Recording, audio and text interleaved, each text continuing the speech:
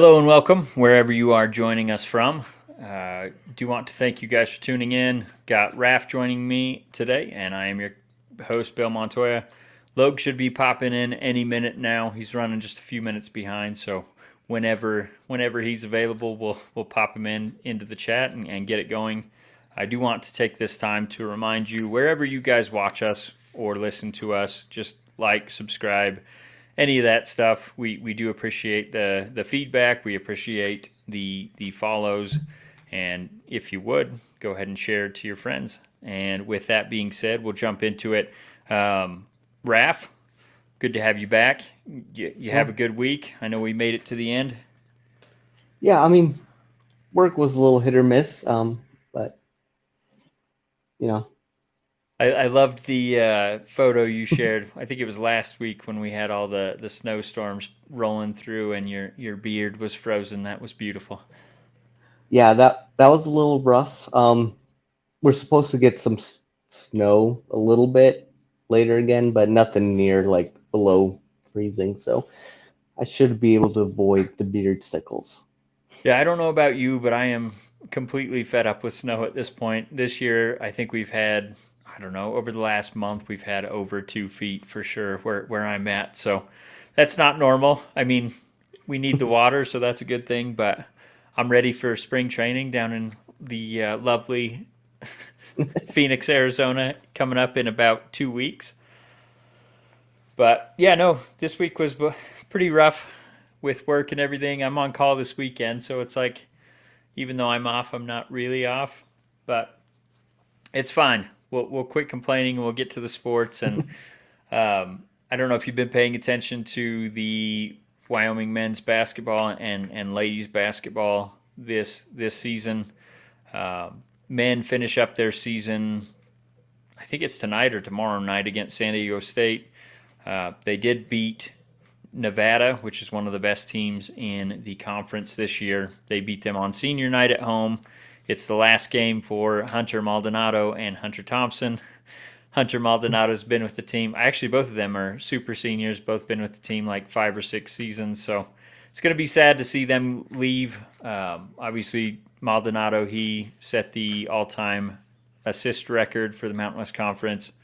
I know he was getting up there for points and all that as well. So obviously a huge loss for the Wyoming basketball program, but as bad as they were this season, do you see them making a run in the Mountain West Conference tournament?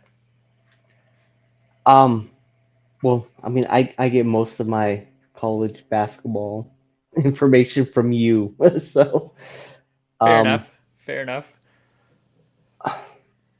I don't know what it's going to end up looking like, but I think it's pretty safe to say they're probably not going to beat San Diego State. They're the best team in the conference. If San Diego State wins, they lock up the number one seed for the tournament.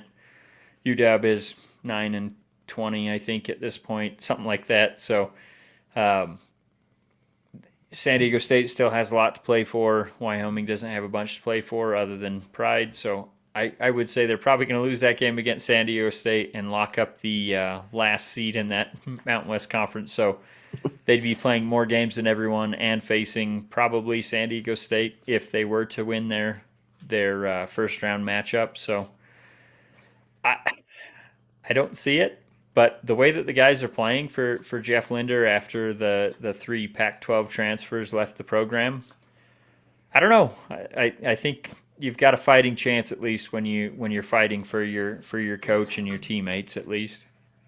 well, like I mean, you mentioned that they beat University of Nevada, so maybe they were kind of sleeping on Wyoming given their circumstances. So then you figured San Diego would, learn from their mistake and actually show up and play. So Yeah, you would think, and I am excited to watch it. Like I said, I'm on call this weekend. We got a wrestling tournament tomorrow early morning, so it's going to be a busy weekend. But I want to say it is tomorrow that they play. So if that ends the way that we expect it to, San Diego State will be the number one seed, and then you got Boise State, Utah State, and Nevada in that order.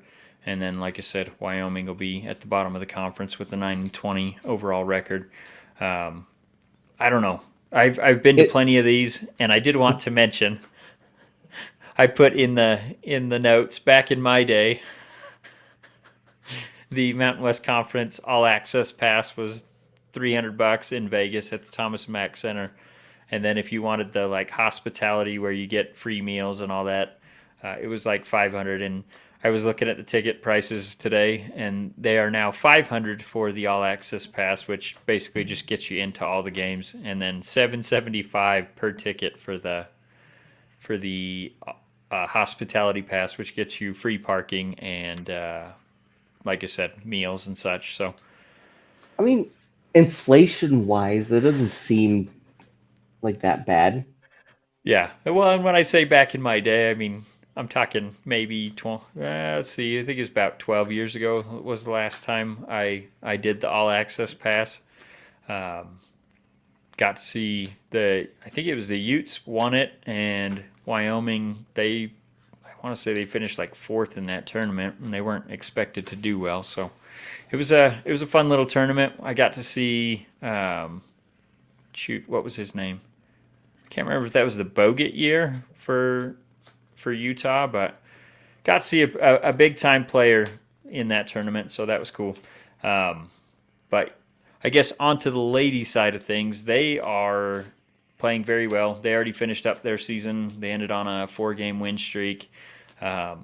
Finished up against Colorado State and won in the Border War, so that's always good. And they are the number 2 seed in the Mountain West Conference tournament. So I think the ladies have as good a chance as any team in this tournament, and then hopefully on to the NCAA March Madness tournament. So we'll see what ends up happening with them. But as soon as Loag jumps on, we'll talk about Aaron Rodgers and his appearance on. I can't remember whose podcast he was on, but Aubrey Something. Yeah. Yeah, like, I can't remember his last. But anyway, some sort of hippie friend. But yeah, we'll talk more about that. Loag's more in tune with that going on. So I guess we'll just get to some news and notes that relates to our teams. And for mine, obviously the Raiders have interviewed basically every high-end quarterback at the Combine. So we've got that news coming through, all their interviews with the top-end defensive talent as well. We won't go super into detail because really it doesn't matter until draft day, but I'll give some of my favorites from the Combine that I've seen so far, and then I don't know if you have your eyes on any, but I guess the big news that was coming out of Raiders camp today was that they plan on franchise tagging Josh Jacobs if they can't come to an agreement by Tuesday, which is the cutoff for that franchise tag deadline. I don't think that's very surprising. They want him back. He wants to be back, but obviously the contract has to make sense for both sides. Worst case for Josh, I mean, $10.1 million is the franchise tag for running backs, so that will basically double his earnings over his rookie contract. So not a bad deal. I mean, obviously you would like to get a long-term contract, especially if you're at that running back position. But for 1 year, if he can make $10 million guaranteed, that's not a bad deal. Obviously, he's just got to stay healthy, and then he can cash in majorly if they don't reach a long-term agreement. So what do you think about that for Josh Jacobs and the Raiders? I mean, as good as he did last year, like despite what the team did, like he could definitely make more. Yeah. But I mean, if he likes his teammates and everything, then and he wants, to not change it up and just be another transfer and stuff, like then yeah, that could be good for him and the team. Like, but if he's bitter about it, then that could definitely hurt the Raiders. But if he likes being there, then I mean, yeah, as long as he's not being greedy, then 10 million is good. There are a lot of people out there in all sorts of sports leagues that are like, I deserve 1 million more, or I'm not going to give you 100%. So Yep.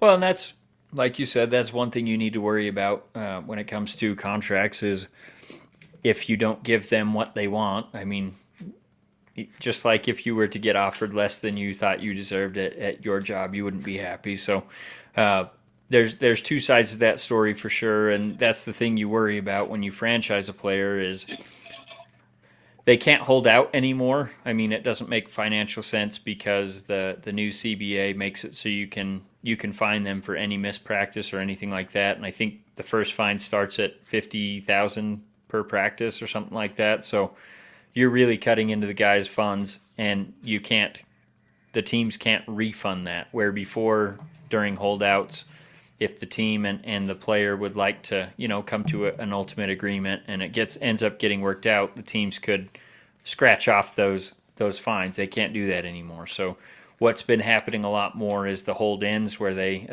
I guess, basically fake an injury or say, Yeah. I don't want to They risk show getting up injured. and So then yeah, yeah, it's the whole Marshawn Lynch thing. I'm just here so I don't get fined, essentially. So that's one thing you need to worry about. And I don't think Josh is that kind of player. I mean, he's already been asked by the media, and he's one of those guys that'll just straight up tell you what he's thinking. He's not going to sugarcoat anything. So I always appreciate that about Josh Jacobs. And he essentially said, if if I get tagged by the team, like if they're using the money that they would be paying me extra, like if we were to work out a long term agreement and they're signing players and making the team better, that's fine. But if you want me to be a star, then you have to pay me like a star. So like if you're building up the team around me, that's fine. But if I'm going to be the workhorse like I was last year and win a rushing title, then I'm going to need to get paid. So I think that kind of alludes to him being willing to at least play on it. So we'll see what ends up happening. I feel like no matter what happens, he's going to give it his all because he still wants to earn that next contract. So um, I think it makes sense. Raiders franchise tag him to make sure he doesn't leave, and then obviously the 10.1 million is the non-exclusive franchise tag. So other teams could reach a deal with him, but that's really unlikely because if he were to leave, then the compensation for the Raiders for slapping the non-exclusive franchise tag on him is they would get 2 first rounds from the team that signs him. So oh, um, you're no matter what yeah, teams think of Josh Jacobs, you're not going to give up 2 first round picks for a running back. I just don't see that happening. So um, I'd be interested to see what that final contract number comes in at, but I feel like it makes more sense for them to sign him to like a 3-year deal and kind of do the whole um, bonus to lower the salary cap hit in the first year so they can actually fill out the rest of the team. But we'll see. I mean, like I said, deals got to make sense for both teams, or for both yeah. sides. I mean, and like you said, like nothing about his character has said that he would be one of those people that are going to ruin the team for, you know, like 10 million or 11 million difference type situation. So, Yep.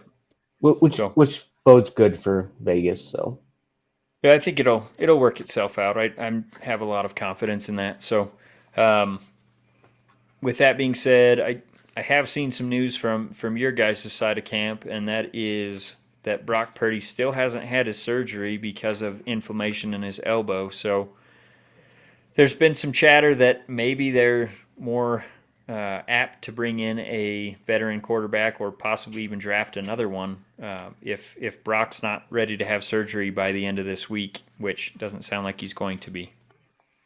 yeah, well, so like, yeah, with the inflammation thing, which kind of would make you think that surgery is like his injury is more serious than they thought because they thought they could do like the hybrid one and be good to go in 6 months.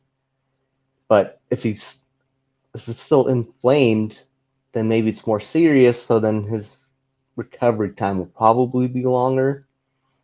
Um, but all the talk with Lance, you know, has been that he's recovering well. I like we're not going to go out and shoot for Lamar No. and pay him some crazy money that we don't have. Well, and he's not a free agent either, so you'd have to Yeah, trade I mean, for I him. was just thinking about like all the quarterback contracts out there right now. It's like Well, like we're not shooting for a $300 million QB. and we'll Yeah. get to that more on what some of the quarterbacks that are out there are looking for. Yeah. But I mean, there's But like, rumblings that Carr's going to command like 35, which I've heard several people say there's no way he's going to get 35 million a year.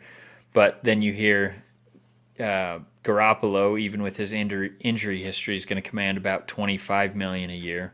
So I think if you guys are looking at a veteran, it's probably going to be more in like the Jacoby Brissett range, where you're paying like 10 million or less for a yeah, year or two. that's where I was going to allude to is like, I mean, I don't want Marcus Mariota, but like that's kind of who we shoot for, like somebody that has shown signs of ability.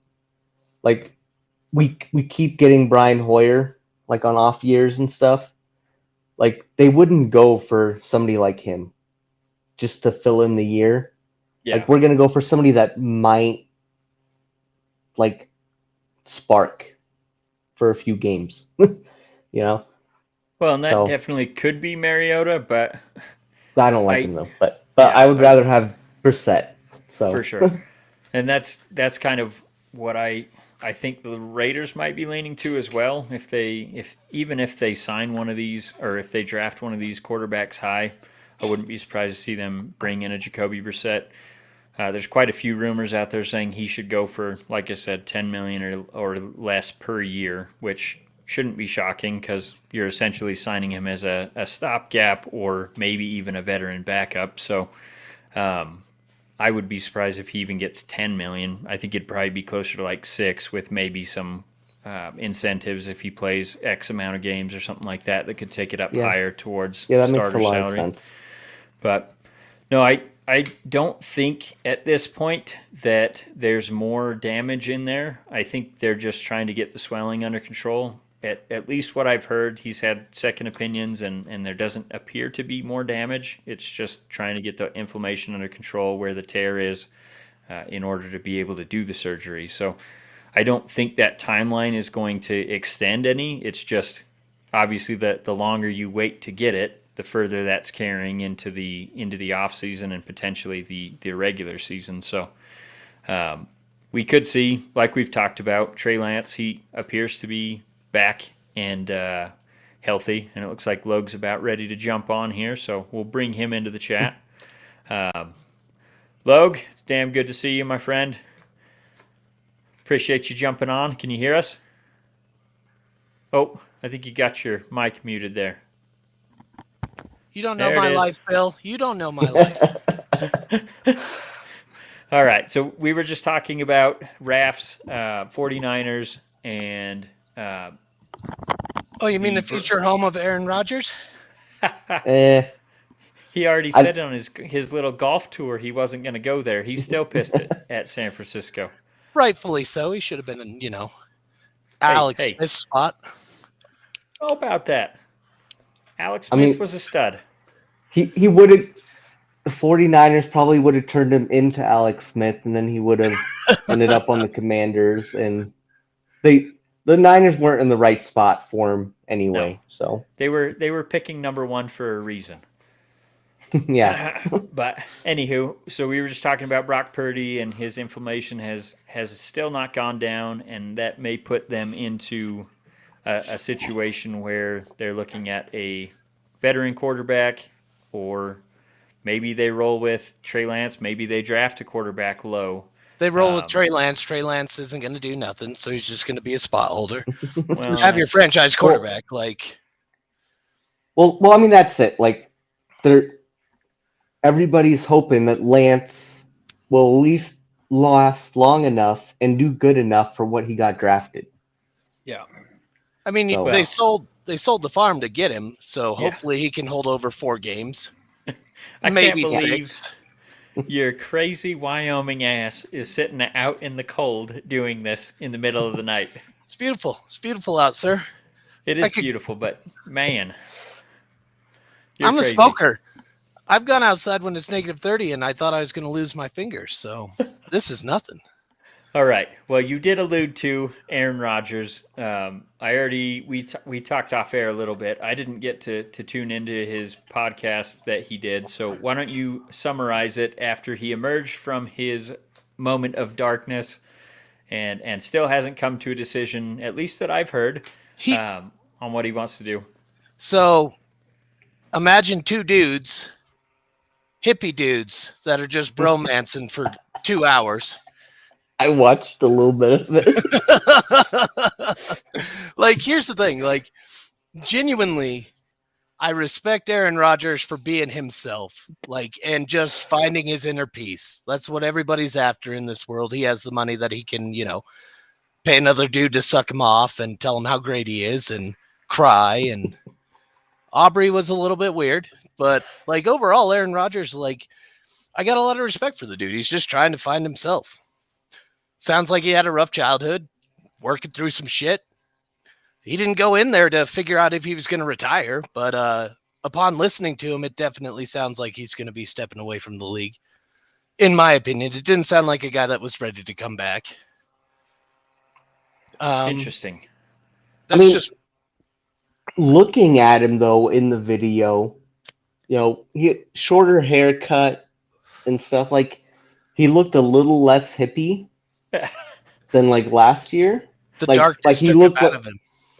like he looked like he might be ready to get like he's still finding himself spiritually, but he also wants to appeal to like NFL execs that he still like can do business. One of the most interesting things he said in the podcast, in my opinion, was that he wants to be seen.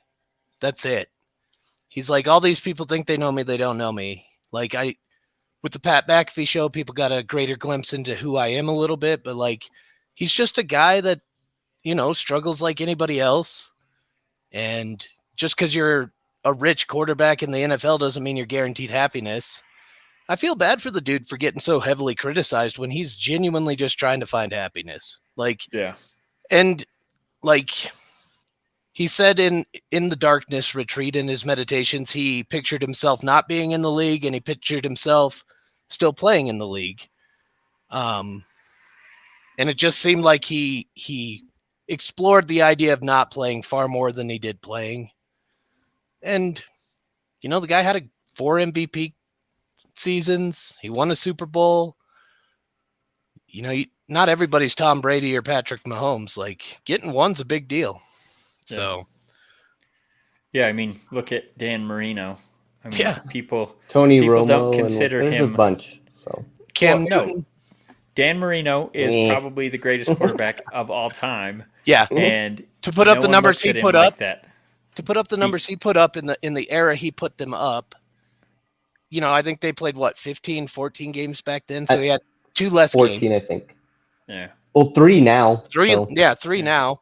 And I mean, that was when lockdown corners were still a thing. Like Dan Marino is easily one of the best quarterbacks of all time and doesn't get, You need asterisks everywhere. Exactly. Well, and when you say lockdown cornerback, that meant they could grab them for the whole damn way down the field. Pass interference was Ronnie Lott flying over the middle and knocking you out. That might be a PI. Like outside of that, playing football, boys, just playing football. No, every time I watched that, I think it was, I can't remember if it was a Football Life or it was 30 for 30 about Dan Marino, but watching that guy play, it was just insane to me because obviously he was a little bit before our time in being really involved in football. So our generation didn't get a great glimpse of how good he was at quarterback. And it's crazy to go back and watch that. But no, like you're saying. It's interesting you bring that up because I was exposing my son to Luke Kuechly tonight. And like, nice. He has no idea. Like, he's like, well, was he as good as Ray Lewis? I'm like, he's on the same level. Yeah. But like, if you don't watch a player play, you don't get to truly appreciate how great they were. I'm sorry. I just wanted to kick that in because. No, that's relevant. And I think as it pertains to Aaron Rodgers, I know he's great friends with Pat McAfee and AJ Hawk, who are obviously both on the same podcast. The biggest show in sports entertainment. Let's Yes. show it the proper respect, sir. That's what it is. And AJ Hawk, I think, is probably one of Aaron Rodgers' closest friends, and he said he doesn't get the sense that he's looking to retire. So I'm guessing that's not just him speculating. I'm guessing he's probably heard something from AJ. No, from from analyzing, like I watch the show every day, and AJ Hawk legitimately would protect his friends. Like he genuinely probably doesn't know because he doesn't want to know. Because Aaron Rodgers is all about my inner circle doesn't speak. Right. So I don't think AJ is a fair barometer of where he's at. My dog is trying to get out. Is that some kind of sex term that you're throwing out here? I feel like we should analyze this a little bit. Keep your penis in your pants, sir. No. Oh. Alexis gave them a treat, and she slid a treat under the door. Dude, you're so not helping your there. case. You are further proving my point. All right. I saw a canine figure in the background. I did too. Yeah. That's my Greyhound Bambi. But it's just funner to turn him a little red. So back to Aaron. So you really out. feel like, well, yeah, I wasn't going to say that just yet, but well, you really feel like he might not be coming back? I really feel like he's a dude on a different journey right now. Like he still loves football, but I think he's, he talked about having kids. The guy's 38 years old. Like, sure, our swimmers swim for a long, long time, but like, I don't know. I just feel like he seemed like he was leaning more heavily towards retiring than not. I mean, I'm about to turn 37. I can kind of see where he's coming from because, like, if I were to have a kid, I wouldn't want to have a walker at their high school graduation. You want to be alive for the high school graduation. Yeah. Period. Like, I mean, I get that part. I only watched like a snippet of I watched the whole interview 2 and hours. stuff, It was hard. It was a tough watch. Yeah. I bet. I watched a grown man cry about another grown man winning a football game. It was interesting. That is interesting. All right. And like Loag alluded to, I don't feel like there's any chance. Well, I shouldn't say there's no chance. If he says the only way I'm coming back to play football is if you pair me up with Devontae Adams in Las Vegas, then maybe the compensation comes down enough for the Raiders to consider it. So in the podcast, he also laid out like his true best friends on the team, and Randall Cobb was one of them. Right, but Randall Cobb might not even be coming back this upcoming season. Like, I think old. That plays into the retirement, though. He just had surgery on his foot to maybe get ready for another season. We'll see, but I don't know. Like I said, I don't think it makes sense for the Raiders because of his salary, because of what they'd have to give up in theory. And if he plays, he's in Green Bay, period. You think so? Absolutely.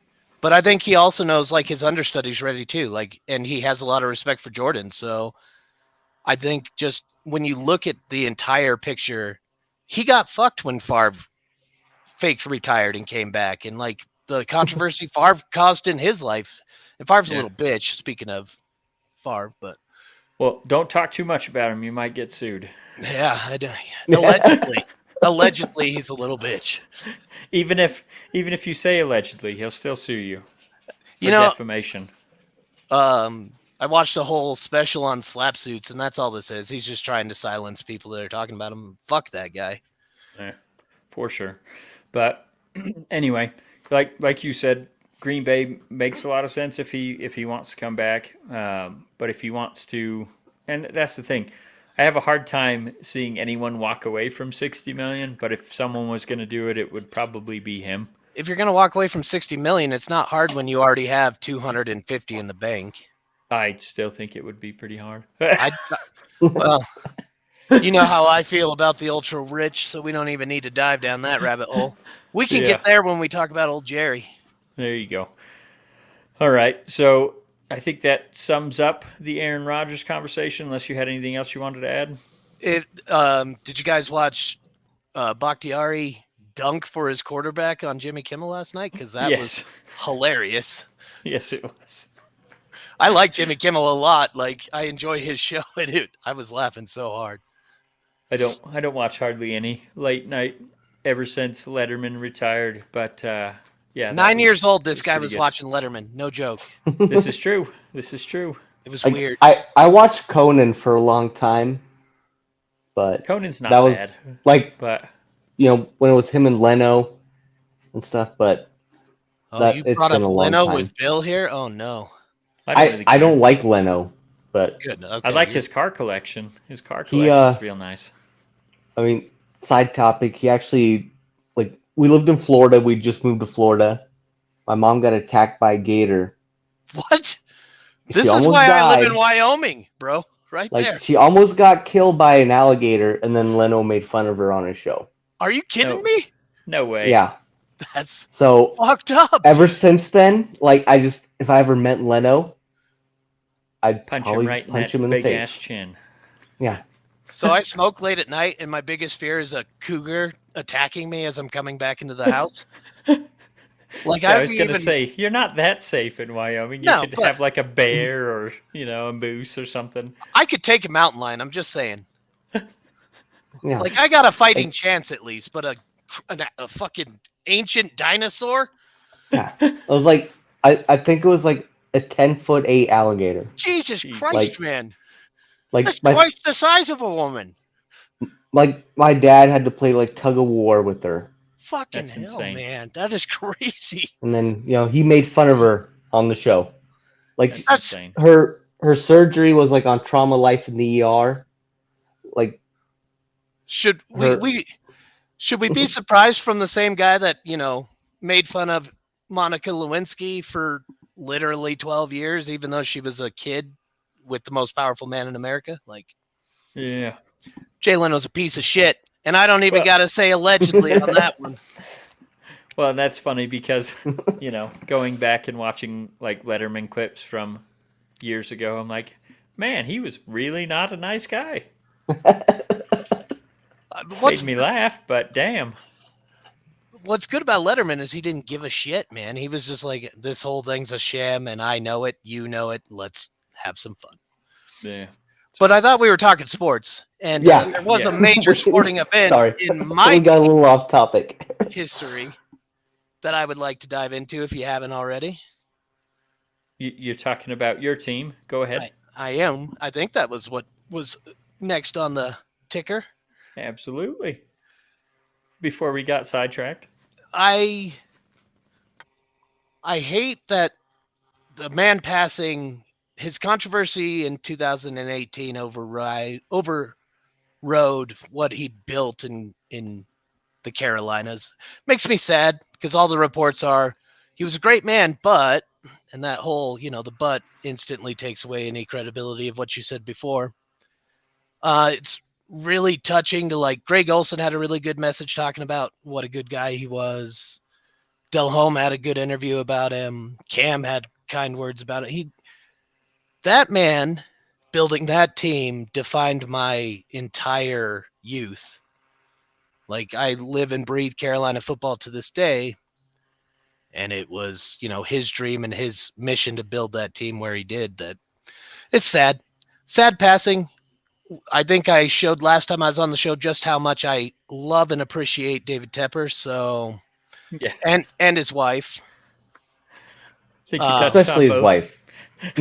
Yeah.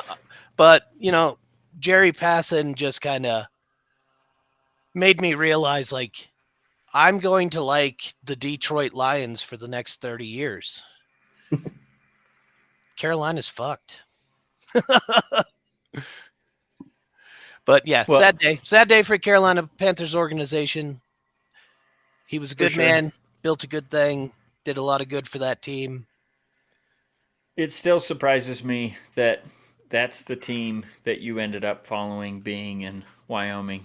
Like, My mom went to North Carolina in 93 and they were an expansion team. She brought me home a shirt and a hat, and then for football camp that year, 4th grade football camp, starting left tackle came out, and his name just completely blanked in my mind.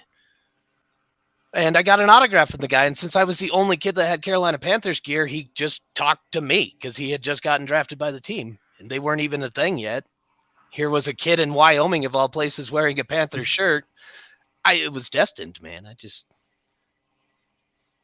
Interesting. No, I mean, Yeah. I understand that. Like, before I ever moved to Florida, like, I ended up with the Miami Hurricanes and a Florida Seminoles shirt, one of each. So then, like, for forever, I was like, I like both these teams. I Yeah. was a little kid, ended up with both these shirts. Then I got to Florida. I'm like, well, I hate the Gators. I didn't end up with their shirt. So, You probably had a little bit of built-in hatred just for that mascot too. well, that was before then. Like, I was already a Seminoles fan and didn't like the Gators then. But then, like, since then, also, still don't like the Gators. But, like I don't really care too much for the Seminoles or the Hurricanes anymore. But, That's probably like, yeah, it's just, just little things like that. Like, you just ended up with a shirt. And Yeah. so a you shirt like and a them. hat, man. I still have both. Like, I still have both, and I got them when I was, what were we in, 93, 6, 7? Sounds about right. I think I did the math right. My brain's mush, so no guarantees. Let's see. That would have put me at 5, you at 6, yeah? Yeah, Too many fingers. genuinely sad to, like, when Al Davis died and his kindergarten son took over and started filling out contracts in crayon, like, it was still in the family at least, but I don't know, it was a weird, like, for a guy I've never met, never would have met, like, and he's a billionaire and I fucking hate those. Made me pretty sad, genuinely. Yeah. No, I was sad when Al passed. I mean, especially seeing what he had devolved into in those last few years after being such a maverick in the AFL and a pain in the neck for the NFL for many years. He was a true, like, he was a legend. maverick. He was a legend. So, yeah, that was definitely a sad one. And yeah, I mean, Mark taking over, I thought things would get better because he actually started putting football people into place instead of trying to be the one guy running the show like Al was. And I don't know. It's weird, but when your kindergartner takes over for you, he's going to try and follow in your footsteps. You want to get like a first or second grader in there. They know how to write in pencil, at least. Yeah, there you go. So speaking of your Panthers, there's been a lot of rumors connecting you guys to Anthony Richardson from Florida. And I think the main thing that's linking him there is you guys pick later in the top 10. I think your 9 is what we discussed. Richardson's team has been picking up quite a bit. Apparently he's interviewing very well with teams. Yeah, he's got some buzz going on. Looked absolutely stacked in his interviews. Like, dude fills out a shirt pretty well, I would say. Definitely did not. I don't know, man. Like, the way that he played, I thought he was, just like a quick, skinny dude. But then seeing him in the workout gear and everything, dude definitely fills out that shirt. So, but the reason why, like I said, you guys are going top 10, and then his comparison that everyone's throwing out there is Cam Newton. So he's not the second coming of Cam. Like, Cam is a once in a lifetime athlete with some moxie. I don't know. I with David Tepper at the helm, we're gonna sign Carr for an unreasonable amount of money, and he's gonna come in and be mediocre, and we're gonna have another shit season because of it. And Tepper's gonna fire another coach. Only reason you guys are even talking to Carr is to drive up the price for the Saints.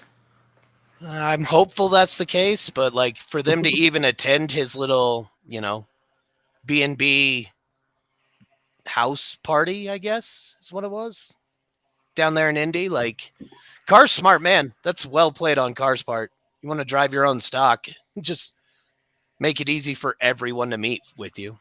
But right. I honestly see Tepper throwing out a large contract, getting another middle quarterback, and then being pissed when he doesn't immediately perform. I think Carr ends up in New York. If That's also what I'm thinking is like the Jets. yeah, I mean, I think if despite your cold weather stuff, I feel like well, he's gonna adjust. he's going to prove it right, and it's fine.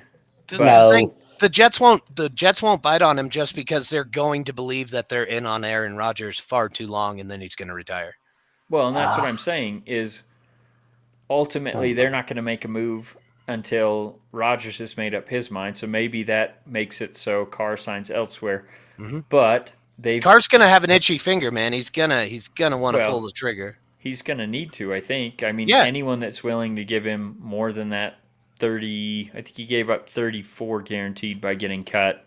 That's what he's trying to make per year. How did you do that? How did you make it sound like he gave up 34 when he got cut?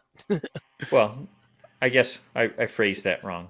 They took 34 million from him by cutting him. Yeah, because they cut him, he lost 34 million. There guaranteed. you go. That's a lot better there. There we go. Let's love players and not. but they also lost draft picks. So Yeah, they didn't get anything back, so it was a lose-lose for sure. But I think least- they should have kept him. at least they, got the cap space where they can make a move to shore up the defense, whatever. So, any players you guys have your eyes on from the combine? Have you been watching it all? Pat was on. Okay. Oh, go ahead. no, you go ahead. You probably have no more than me. So Pat today on the show was talking about some kid out of Georgia that's just launched his draft stock as a defensive end. Some kid that 240, 6'2", ran a 4.3. Like, I can't think of his Oh. name. Yeah, I think he ran a 4.39. Yeah, Super 4.39. fast for. I thought he was a linebacker though, but maybe he's one of those. no, I Just feel like there edge was like rushers? some sort of an edge rusher. But at first I thought Loag was gonna go with the guy that's about to go to jail. Oh yeah. Oh, He was I gonna thought that's be- where you were going with it. He but- was going to be the number 1 overall pick. I can't even remember. Is it Jalen Carter? Is that Yeah, his name? Jalen Carter. I want to say I- that. Yeah, I'm pretty sure that's his name. Yep. That's legit, like, I feel it's just sad to watch a kid throw away his life like that. Well, I mean, Oh, like ultimately, Ruggs?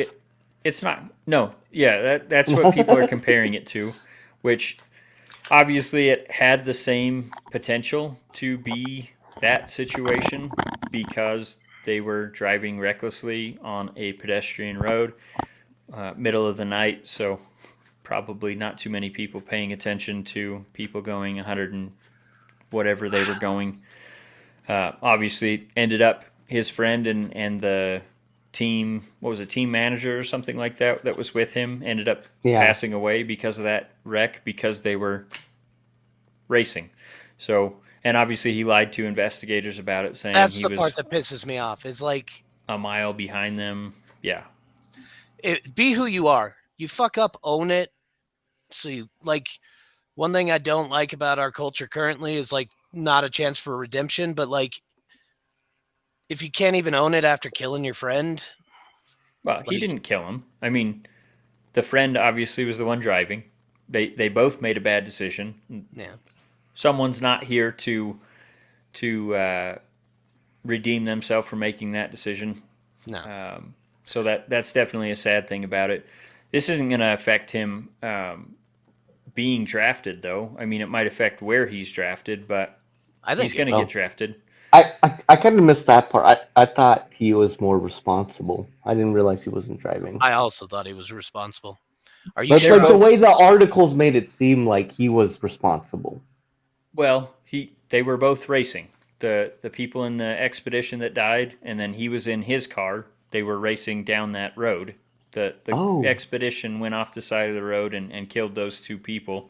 He was fine, but drove off and then turned back around or whatever.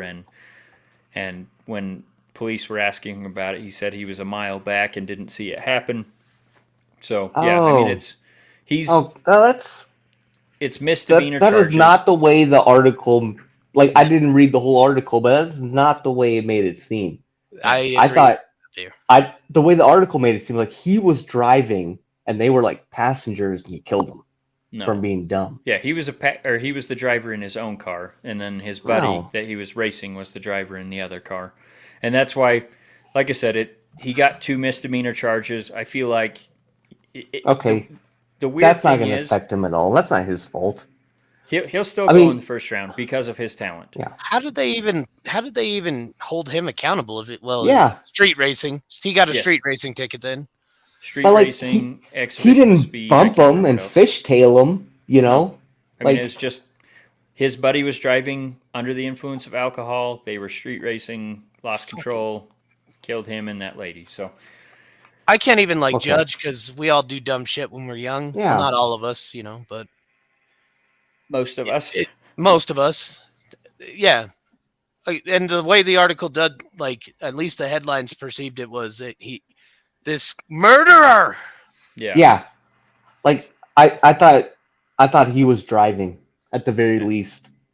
And they were like, oh, I mean, I thought they were all in the same vehicle and he Nope. just survived the crash. That's the way the article made it seem. No, they were. Yeah, he was charged with racing and reckless driving. So, His draft stock, he could fall to Carolina.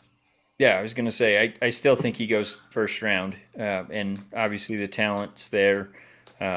He went and answered to it rather than showing up to the draft. He went, turned himself in, and That's said he good. was going to clear it up. So I don't know.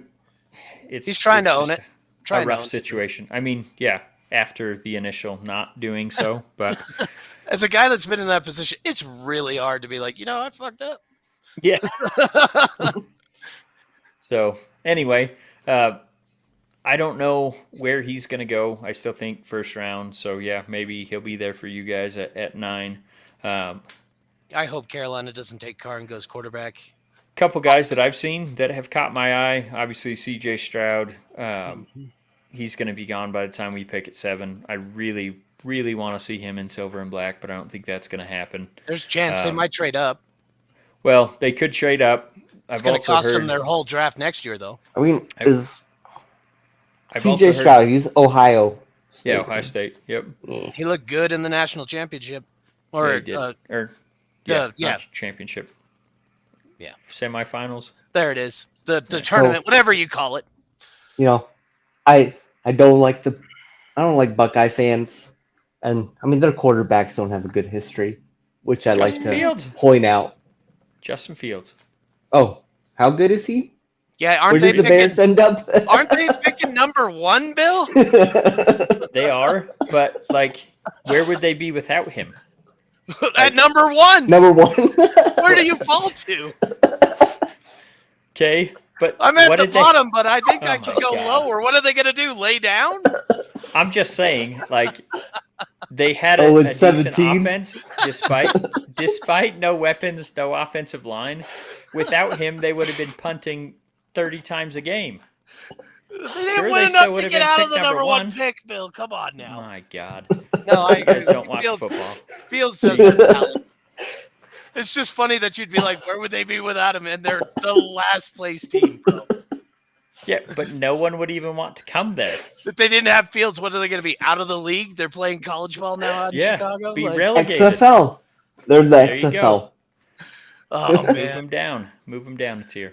But anyway, I don't like that argument of this school has never turned out prospects. Okay, I would never make that argument, but I just hate Ohio. I'll It's a give fair you thing that. to hate. Yeah, fair thing to hate. But Although Buckeyes, the little chocolate-covered peanut butter balls, they're delicious. yeah, pretty good. Pretty good. So Got anyway, a little yeah, bit of a redemption there. Like, C.J. Stroud. I've heard some rumors that Will Levis might go 1 or 2, which would be insane. So that may put Stroud in reach for us to trade up without getting rid of our entire draft next year.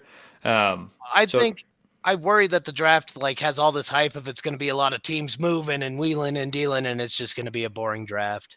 That's typically what happens. Is you'll Bears hear are all going these to take rumors an of O lineman, yeah. all Well- the teams that want to move up. Yeah, that's why I don't have an opinion, because I'm like, I just think everything's gonna get flipped upside down, and all these little pre-draft mock stuff is gonna go out the window. Mm-hmm. But or you could be right where nothing happens, Yeah. and Well, then I and could have that's speculated, but If that's you the look, tough thing is you if you have 15 minutes other than number one pick overall. You well, have you 15 have minutes to make a deal. they're wheeling and dealing right now. Even if their plans are laid Well, out well before, or They're at least they're attempts at plans. yeah, I was gonna say they're maybe talking potential deals, but until you're truly on the clock and the team I've been knows on the who's clock, Bill. I played Madden for years. and it's stressful, isn't it? Yeah. I think you know how well I draft. We had that one I don't even want franchise to. going. I don't even want to talk about how bad you beat my ass the last time I played Madden. I think I got 378 plus linebackers in one draft. He was cheating, ref. Pretty sure. It was good. It was good stuff. And then I got my running back of the future. It was a good draft. And then Dude, Loag just rage quit. Rage quit. I didn't rage quit. I just accept when I did rage quit. Let's call it what it was. He rage quit. I also rage quit fantasy football. It's because I'm full of rage, sir. Yes, it is. so all right, y'all talk about Lamar and Daniel Jones. I'll be right back. Okay. Lamar, Well, If- hang on. I didn't even say. set it up, Bill. Tee me You- up you- here. No, you keep sidetracking me here. I'm trying to talk about draft picks I'm excited about. Christian Gonzalez, cornerback, Oregon. He put on a hell of a tape at the combine. Would love to see him in silver and black. Who's and the kid then- coming out of Utah? He'll be a good cornerback, a good nickelback. I can't remember his name. Byron, is it Byron Jones or something like that? I think so. Something like that. Anyway, yeah, he looks pretty decent at nickel, but we already have one, Nate Hobbs. So, but yeah, if you don't have any other I college kids you're excited about, we'll move on. just Carolina. I'm on like the Carolina's dead train right now, and it makes me so sad. Yeah, I mean that's how Why- it's been to be a Raiders fan for the last 30 years. So No, you Carolina. guys had a couple years. 2016, we went 17 and 1. Well, 17-2 by the end of it, I guess. 15-2. I'm counting Or- the 2 playoff oh, wins. playoffs. Okay. I was like, what? Where are you getting games from? Yeah. Okay. So, like Raph alluded to, do you think that Lamar ends up back in Baltimore? Do you think they let him walk? Do you think they franchise him and trade him? What do you think's going to happen there? That would actually be a quarterback that I hope Tepper would be in the market for. Yeah. Baltimore, if they let him out of the building, they just lit a dumpster fire, though. Baltimore, They throwing already away their have started franchise. that. Oh I yeah, mean, Eric DeCosta took over for, what was the guy's name that Ozzie Newsome, right? mm-hmm. He drafted Lamar as his last pick. Eric DeCosta. It seems like things are going okay, but then you see what a lot of the former players and current players are saying on Twitter in response to the negotiations that are going on with Lamar Jackson, and rumors that they are over $100 million away in guaranteed money between the two parties. That's just a small amount of money. Just Yeah. they're Well, close. They're close. Lamar wants Deshaun Watson guarantees, which I think was $230 million, and the Baltimore Ravens are only willing to give him like 135. Only. You Well, that's can't use guaranteed. words like that with such big numbers, Bill. Okay, but when you look at how much that comes to for like a 5-year deal, that's $30 million a year. When Guaranteed doesn't mean guaranteed though, because Carr's 34 was guaranteed, and they cut him. Well, it had an out clause. Yeah, that's probably what they're trying to fuck him with. Most contracts don't have that. That was drawn up as like a confidence booster to Carr, saying, "We want to give you a try, see how this works. We'll give you the no trade clause. So if you don't want to be traded somewhere, we can't trade you. But we also want this out. So if it doesn't work out, we can get out without How know? is that a confidence booster? We think you might be good, but we just want to make sure if you're not, we can get rid of you. The no trade clause was the confidence booster for him, saying, if we want out, we're not just going to flip you, essentially. So he gets to gamble on himself, but it's a gamble. He plays NFL football. But Lamar's history the last 2 years, he's mediocre, kind of getting hurt. Middling, yeah. I don't know how he's going to demand such good money when he's getting hurt a lot. I think. Where was he at the end of the season? But look how awful they were with Tyler Huntley playing quarterback. Yeah. I mean, I think that's his negotiating power is. That makes Raph's point even more, though. If you're hurt, we can't win. So why are we paying you to ride the pine pony because you're hurt? Okay. Yeah. But if I don't play, we suck. So, But I mean that's why that's where the guaranteed money shouldn't Lamar is starting to be injury prone. You don't deserve guaranteed money if you're gonna be hurt. Michael Vick, if he wouldn't have been fighting dogs, he had an ankle injury and he got tagged as injury prone with Atlanta, but that injury prone isn't a fair tag to put on an athletic quarterback. That's going to happen.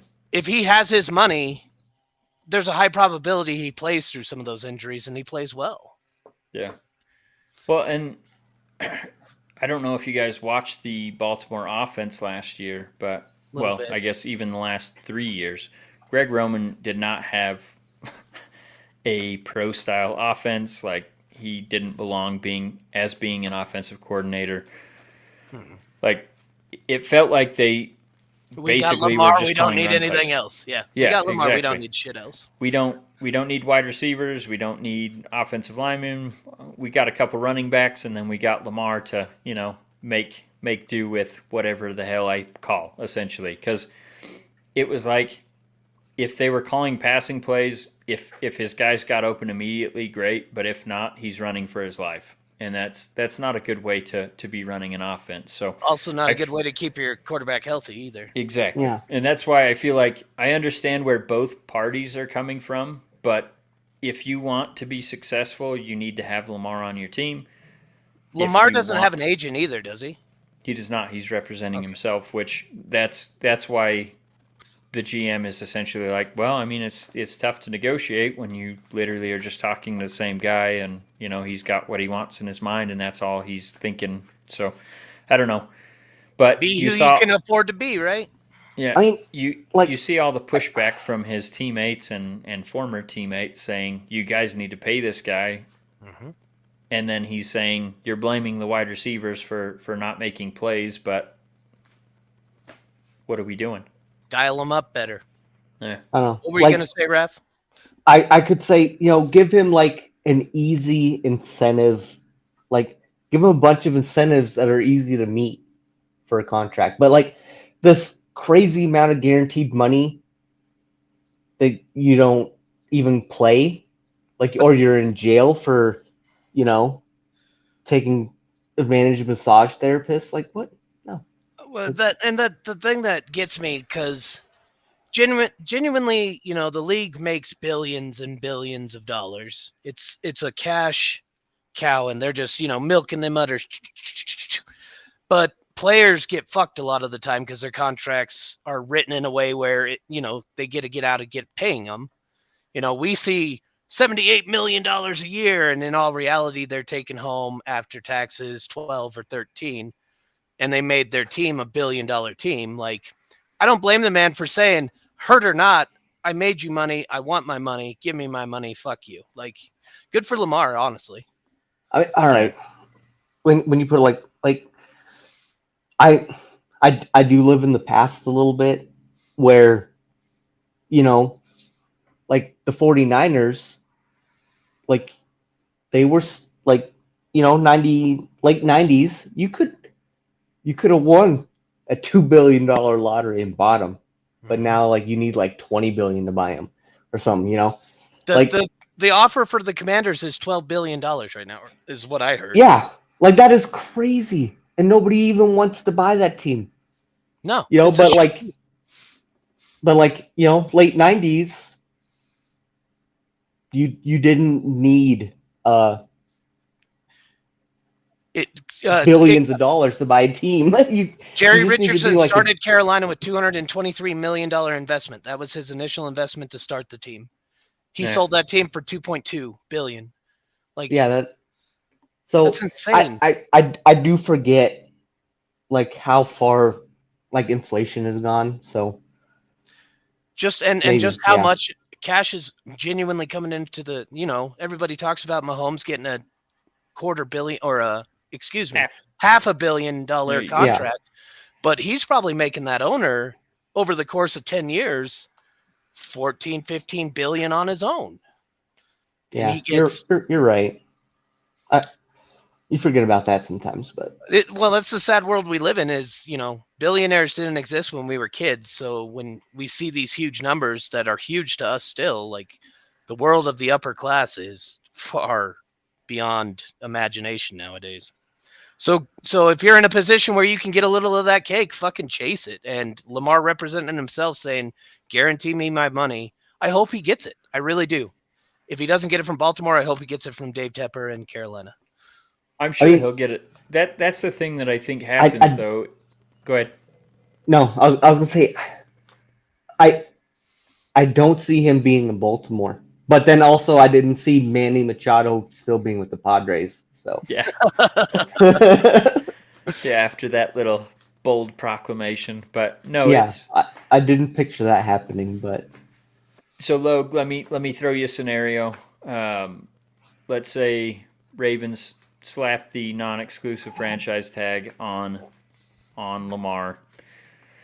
He can't come to an agreement with them. You guys offer him a contract and he accepts it. Baltimore opts to not match it. Would you be willing to give up those 2 first-round picks to bring him into Carolina? Yeah, absolutely. All right. The one cog that we're missing in our machine, I mean, we traded away our whole offense and we performed better. So, like, that was 3 first-round picks that got traded away. McCaffrey, fucking can't even remember his name. That's how much of an impact he had on my life last year. Like, I'm trying to think who you're talking about. Their quarterback was a former first-round pick. Oh, Baker. Thank you. Carter got stuck in my head and I couldn't get it out. And I'm like, I know it's not that. But yeah, I mean, I think Lamar do okay, but was Robbie Anderson on the Panthers? Yes, he was. Did they trade him or cut him? I think they cut him. They cut him because he got was a screaming being match on the sideline, and then he was a little baby and he went and cried next to the water. So they cut his ass. He was being a drama queen. So. Absolutely, he was crying, and his coach screamed at him, and then he went and pouted, and then they cut his ass. But that's 3 first-round picks that we threw away over the course of a season. So of course I would say, yeah, get rid of 2 first rounds to bring in the potential talent.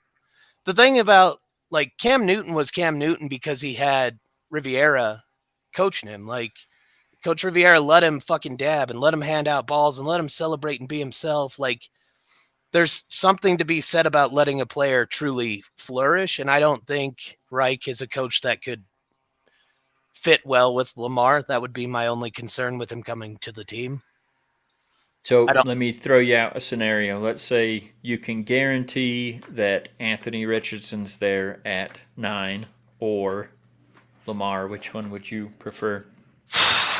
And keep in mind, the first 4 years of Richardson's career, you're going to pay him like $10 million. Yeah. Oh, then that's the entire time. $10 million stretched over 4 years. Yeah. Honestly, I would roll the dice with the draft. Burrow gets to a Super Bowl in his second year. Again, though, like seems to be the formula, really. Look at Allen. Look at Josh Allen. Like he's getting tagged with Marino vibes, and he can't win playoff games. Bringing in a guy, giving him the opportunity to develop.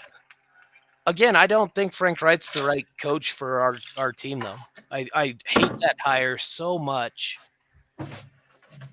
it has me concerned. So either of those quarterbacks, I just worry they're not going to fit in well to Frank Reich ran off.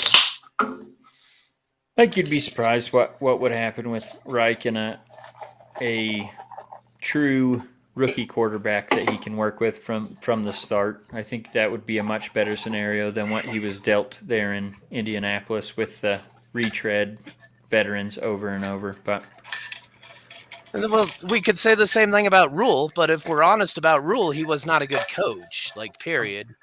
I think he's a good coach in college football. But where he can be a tyrant. Yeah, he's a great coach when he can be a tyrant. I don't even think it's being a tyrant. I think it's just guys buying into the program. I mean, I don't know if you watched the... Well said, yes. You're right. And yes, I did watch his interview. Okay, with Bussin' with the Boys? Yeah, 1,000% correct. Christian McCaffrey? Yeah. Mm-hmm. So, yeah, I don't think it was an issue with him. I just think that for whatever reason it didn't work out. But anyway,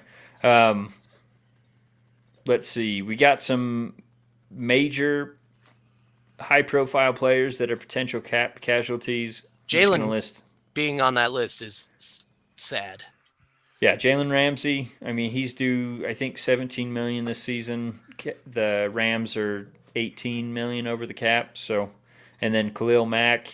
You've got plenty of others, but those were the two that really sparked my interest. Did you guys have any cap casualties potential that you're looking at? Khalil Mack makes sense to be on that list. Like, he's old by football standards. I was going to say, he's not that old. I just feel like he's not worth the, I think it's $20 million cap hit that he's being due this upcoming season. I think if the Raiders could get him back on like a, $10 million deal, something like that, I'd be all for that. If he comes back, it'd be for a one-day signing so he can retire a Raider. That would be the only way that happens. And I kind of feel like Ramsey's kind of up there too with age. So how does the Rams go from winning the Super Bowl to the number 7 pick? Like, how does that happen? That's what happens when you trade away all your draft picks for veterans to win now. I mean, eventually for like 4 or 5 years straight. It's pushing everything all in for one hand. Yeah. Eventually, the Grim Reaper's going to catch up with you. How old is Jalen? He's only 30, I think. So, who does he land with, do you think? I would, again, Raiders, like to see that, but...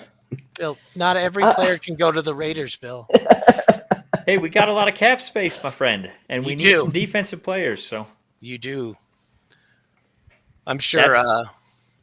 The only problem with Jalen is he might actually get traded instead, and to absorb that contract plus have to give away draft picks, I wouldn't want to do that.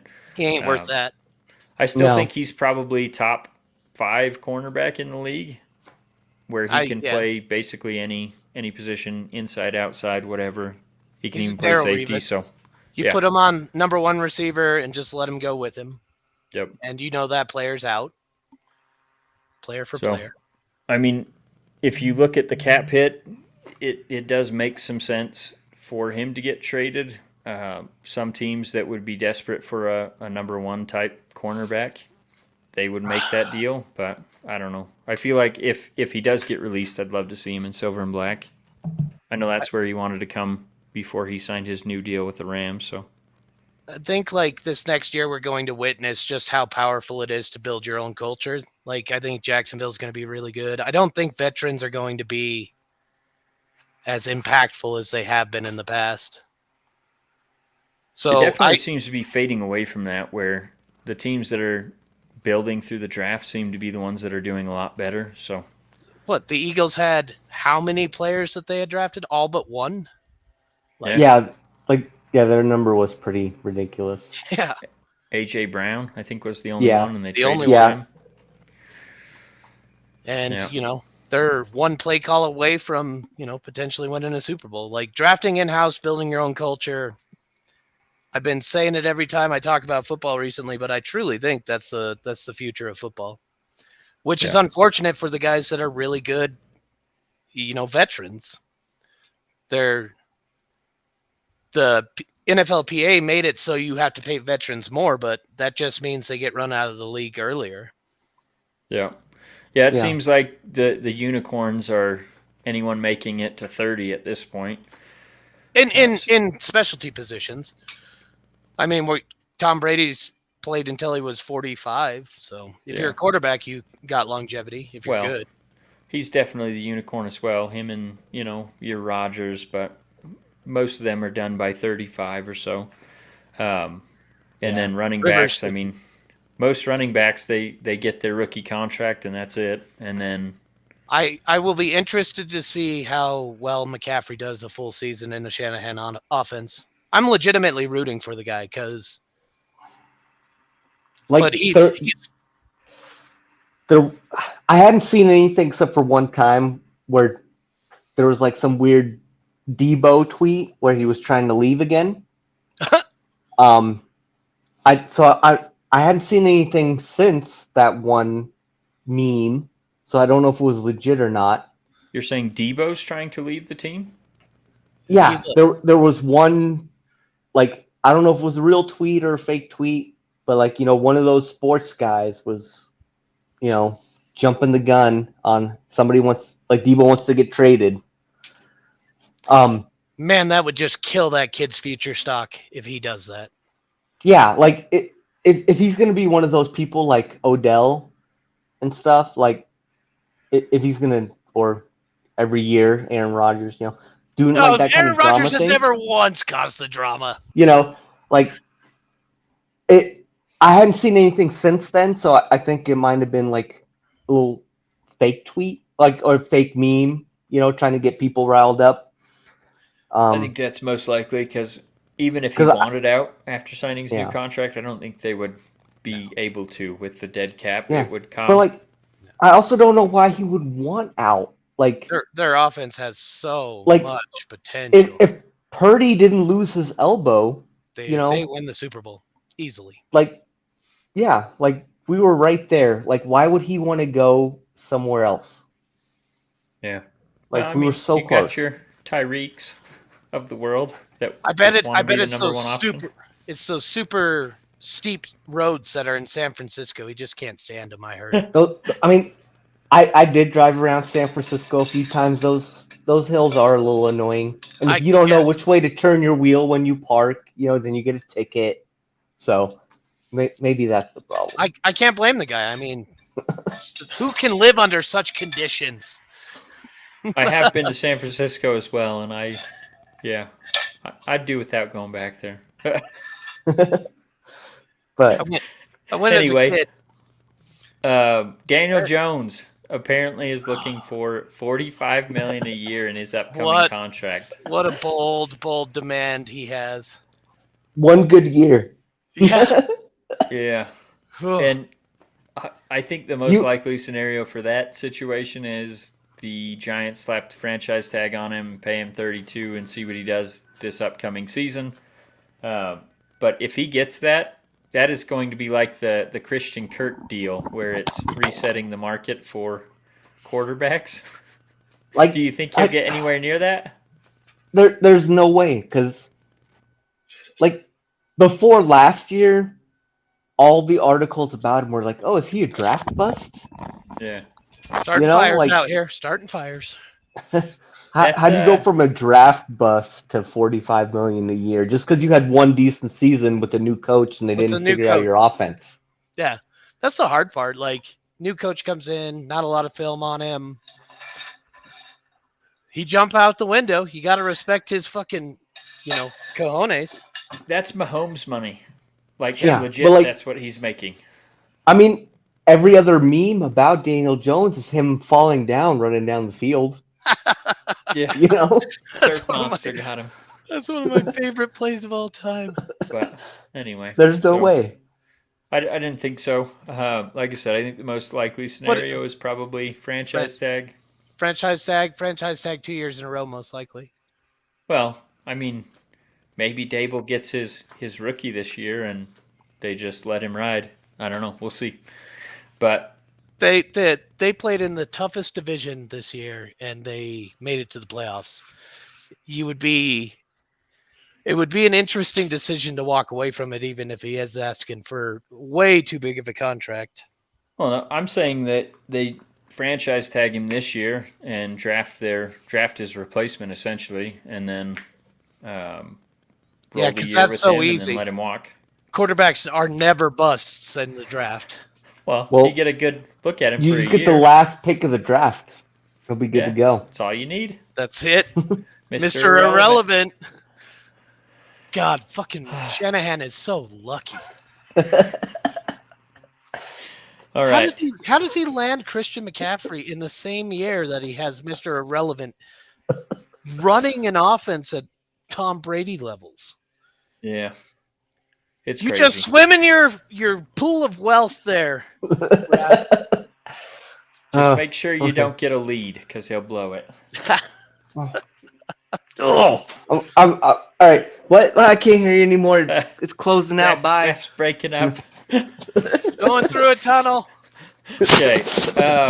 Just a couple other news and notes around the NFL before we get to just some quick things at the bottom of the show. Leslie Frazier announced that he's going to take a year off from being a defensive coordinator in Buffalo. Most I importantly, don't know where this came from. I hope everything is all right in his private life. Like, I hope whoever's sick, whatever happened, I wish that man the best. Like, thoughts and prayers to that man. To walk away from that position after that year, something major happened in his life. And on a human level, I just hope he's okay, because that's out of nowhere. Yeah, and that's what I felt. It had to be something in his personal life because, like, you don't just take a year off when you're on one of the most exciting teams in the league. And that's He's on a heater, too, like 2 years in a row. Well, and that's what I was kind of wondering is maybe it's because he didn't get any looks at head coach. I don't know, because he definitely deserved him and that Lou Aronimo or whatever his last name is from the Bengals. Both of those guys should have been head coaches this turn. I think there's a shift in the coaching world, honestly. Like Dan Campbell's staff outright saying, I'm staying with Detroit. I want to see what we can do. I almost feel like it would be a similar circumstance in Cincinnati and Buffalo, where they're like, we're on the verge. I've been here through the whole building process. I want to see this out. Maybe, but I feel like if you don't get very many chances to be a head coach. So you don't get many chances to win a Super Bowl. I mean, okay, yeah. Like, if I was D'Amico Ryans, I would rather stay with the Niners as the defensive coordinator than try to be a head coach on the Texans that are going to ruin your career. But he got 6 years guaranteed, so no matter what, he's getting paid that head coach money for 6 years. So I'm of the mindset that happiness is far more valuable than money.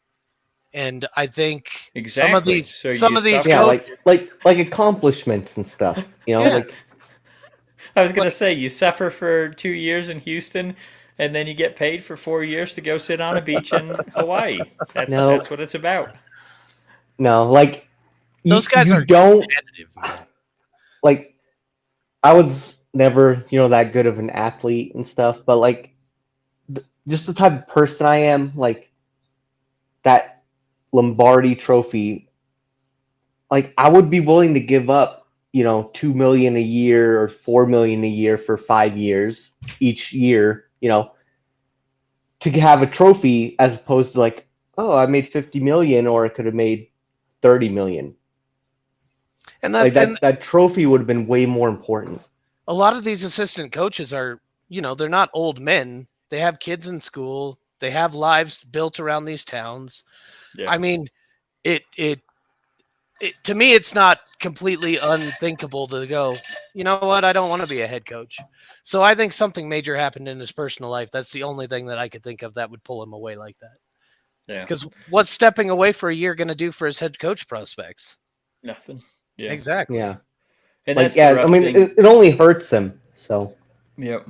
And that's. I mean, you're right. It hurts him, hurts the team obviously as well, especially at this point in the hiring process. Like all the good options are already gone. So you just pull up one of his assistants. He's just covering for a year. Yeah, I think that's what's going to happen. But it's Their tough. TV coach could fill in, I feel like Buffalo's taken some major hits this offseason, so I agree.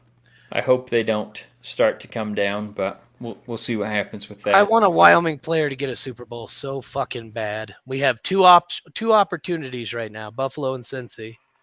Well, you got quite a few. If the Niners would have won, you had Tashawn Gibson. If the Eagles would have won, you had Marcus Epps. Jesus, I need to follow Wyoming football closer, apparently. I know you do. We even talked about it, but the only way that a Wyoming Cowboy wasn't going to be in the Super Bowl was if the damn Chiefs won a Super Bowl was if the damn Chiefs won based on the championship teams that were in there, and it ended up happening. The frickin' Chiefs won.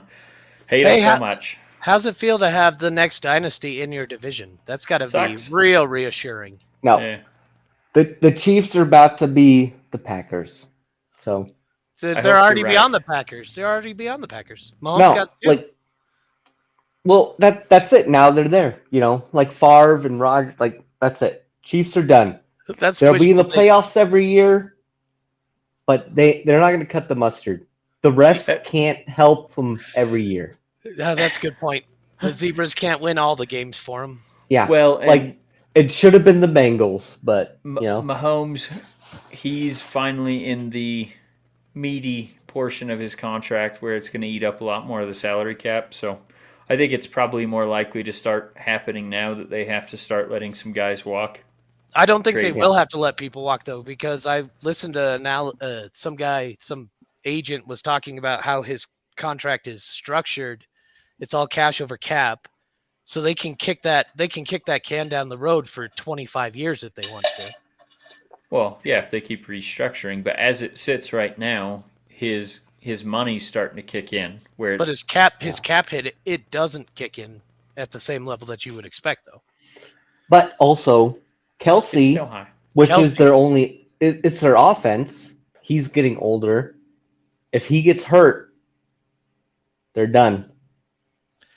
I hope you're right, but I don't know. I feel like Andy Reid finds guys. Like Pacheco came out of nowhere. No one wanted to draft that guy, and there he is. Everybody said that. I mean, 49ers find running backs too, but yeah.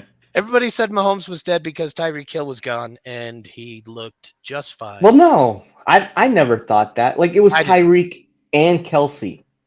Like, he had those two great weapons. I thought they'd take a huge step back this year. But this whole year was Kelsey. So Kelsey had one of the best tight end seasons, and Gronkowski was a guy that we watched play. So that says a lot. Well, and your boy Juju.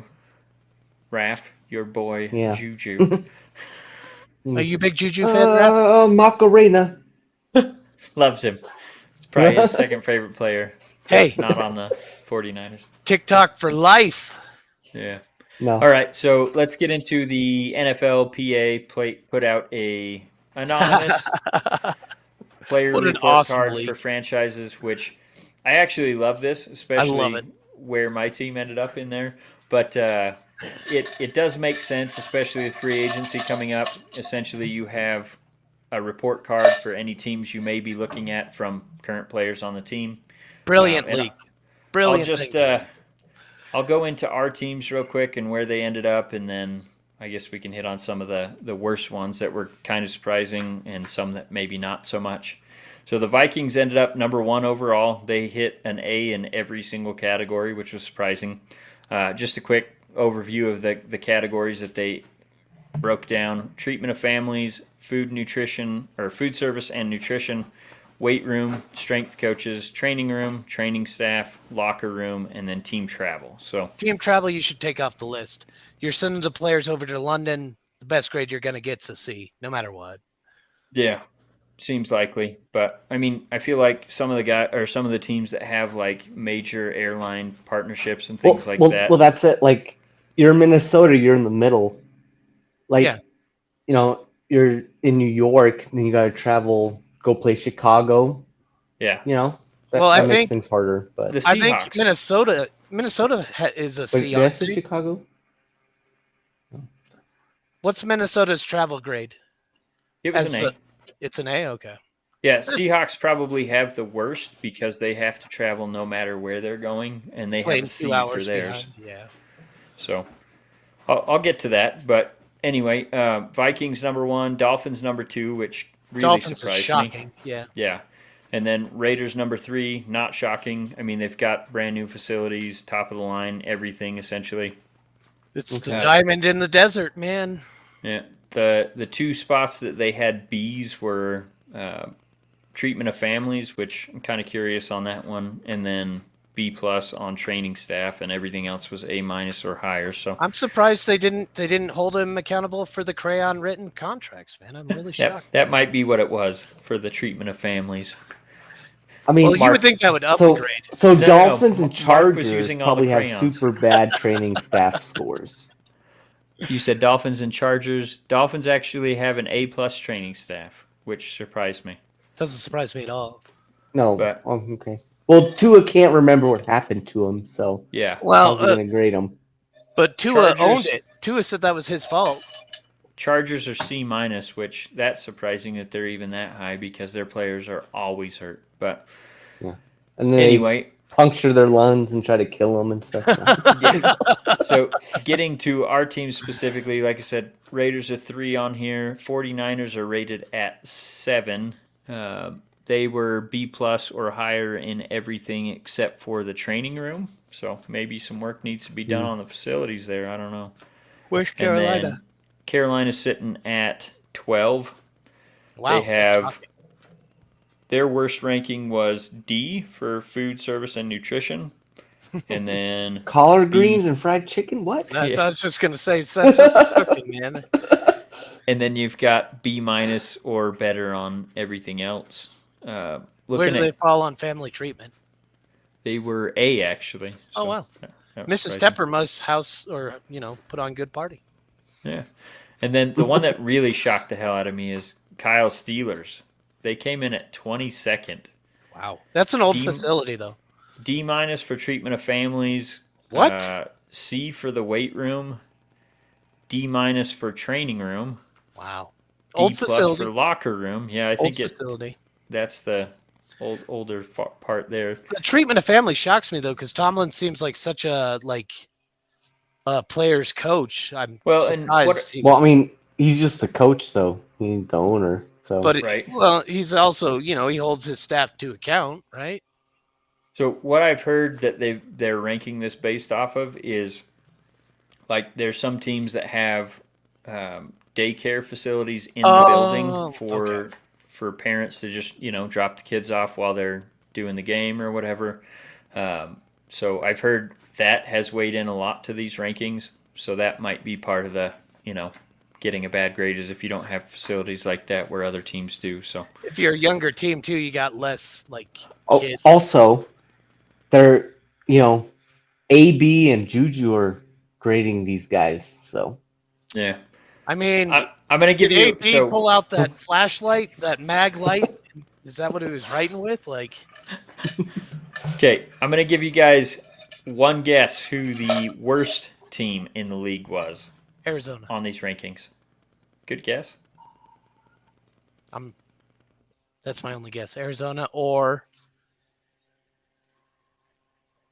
Texans. Texans are actually Ooh. ranked pretty well. Um, Texans were number 4. Oh wow. hold on, let me look. Loag, you you were close. Cardinals were 31, so they were second to last. Oh wow.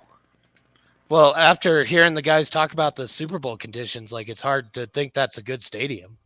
Yeah. Okay, I want to. Really? The Browns. The Browns are going to be low. No, Browns are just low. updated. They're at 21, so just above the Steelers. I'm shocked you guys didn't figure this one out. Oh, Commanders, duh. There you go. There you Oh. go. The poop Washington water leaking Commies. on the fans. Yeah, that's Yeah. So they got an Dang F it. in treatment of families. They got an F in training room, F in locker room, and F in team travel, as well as a D in training staff, a C plus in weight room, a D in nutrition. The only thing they got a decent score in was A plus for their strength coaches. Oh. That makes sense. Cardinals, like I said, 31st overall. Chargers 30th. Chiefs were at 29, which was surprising to me. What? That's weird. The Super Bowl champions are number 28, you said? 29. 29. Jags are 28. Bengals 27. Didn't the Jags Bucks, just update 26. facilities? I don't think 2 they years did. ago? I thought they built a whole city around their I stadium. don't know. But they've got an F for treatment, D for nutrition. So they're probably grading off of Urban Meyers, where he's kicking all his players. Probably. I think it was from last year and the year before, so that is quite Okay. likely. I do like that the NFLPA puts out a poll like that to see like where does our union need to focus? Yeah. Well, and it gives the guys like, hey, maybe you're getting offered $5 million more to go to the Commanders, but is it really worth it? Mm-hmm. If the team that you are going against that they rank much higher in the treatment of players. So I just want to point out collective bargaining, boys, makes the worker's life far better. it sure does. Organize, All right. unionize. Come on now. Okay. Anything else you guys want to talk about NFL wise before we get to just some quick notes in MLB? Ref, he Let's- said NFL wise because he didn't want me going on a tangent about unions. That's the only reason. Let's move to the XFL Okay. on the job note, on the notes. Perfect. So how Bill- are we feeling about the XFL? Bill, do you remember standing on this road, tossing around a red and black football that was mini, being so excited for the new football league that was coming off? We were all about that XFL bandwagon when we were 11. I do remember that. That I also remember. I wasn't there for y'all, but I remember that too. Carolina, one of their returners, Rod Smith, he hate me on the original XFL, and he dislocated a man's shoulder on the first scrum for the ball. XFL, I do like the idea that they're trying to be a farmer league. I'm all about that idea. Well, I mean, so we have two farm leagues now, so, and I hope both of them do good. But What's the other one? CFL? no, No, USFL. there it is. Is that still going to happen? I thought they canceled it. Really? I'm pretty sure. I thought when COVID Wow. happened, they canceled their plans to do it.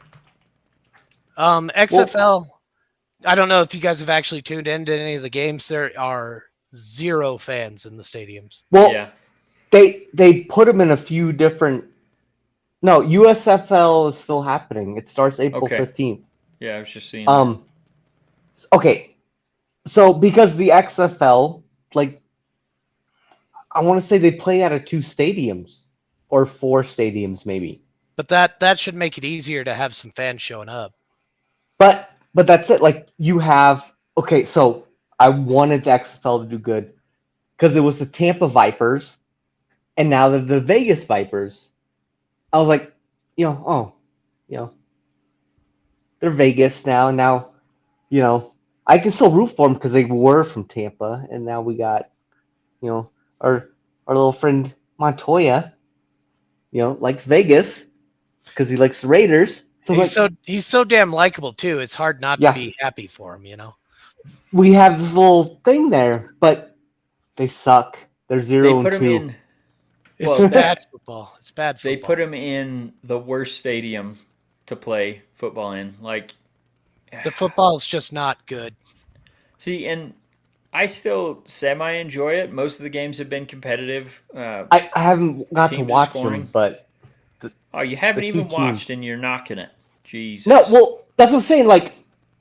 I was like, okay, I wanted to root for the Vipers, and I was gonna watch them, but I've been busy. But then the Vipers are in Vegas and they're losing, and I was like, I can still go for Orlando because they have a team, but they're also 0-2. And So both the teams I could invest myself in because it was the Tampa Vipers, and now there's the Florida Orlando team. But they both suck. if the owners of these leagues were willing to think outside the box, they went after TV contracts.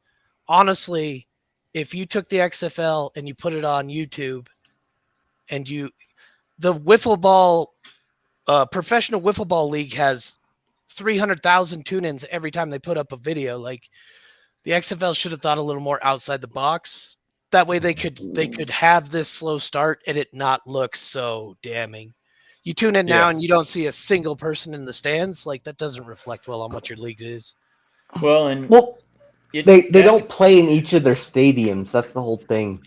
But I mean, like just the mere optics of no one watching, though. Yeah, and that's the thing. The TV contracts could help prop it up if they're getting enough eyeballs on it, that are watching from home.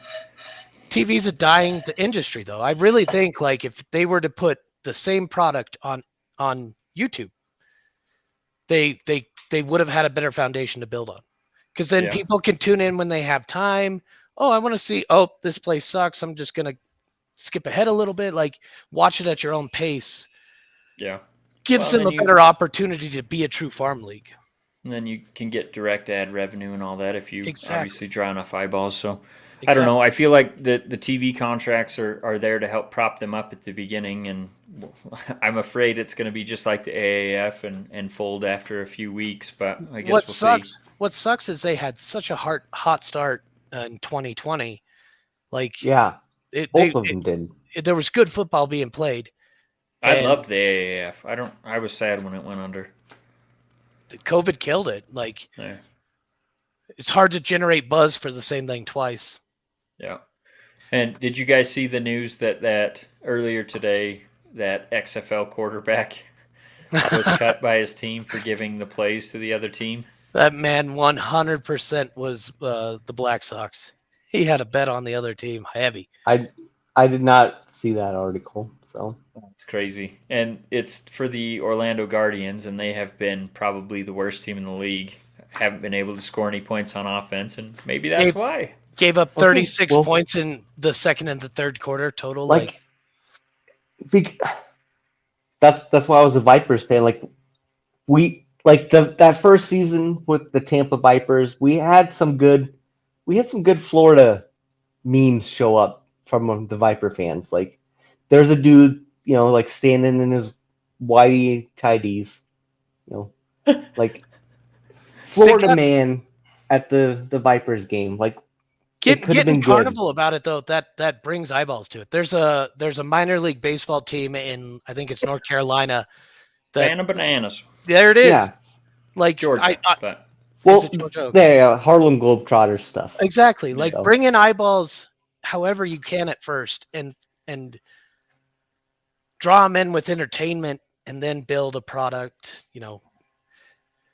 I don't know. The NFL truly needs a farm league. Like it's just going to benefit the product for NFL, but like you can't do it for free.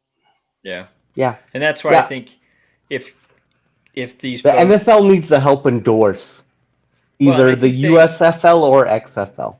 They need to help them because they want to test out these rules. They want to,